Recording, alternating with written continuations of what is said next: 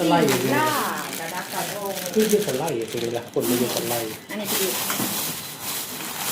หมูสองเลี้ยง ครับคุณของ คุณหอม ครับคุณของเดี๋ยวเอาแกมาเสิร์ฟกัน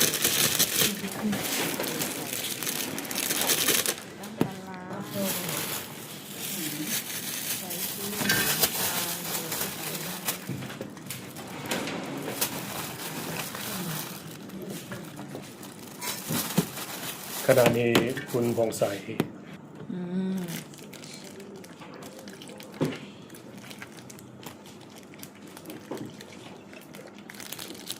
โย่มันหวานมันสื่อส่งมันจะอยู่มาแล้ว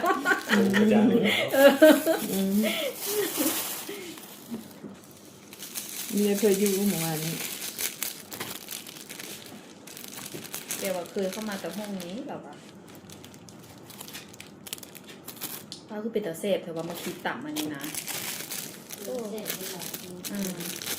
พักมาคิดต่ำนี่ได้นี่ต่ำสกระเทียมนี่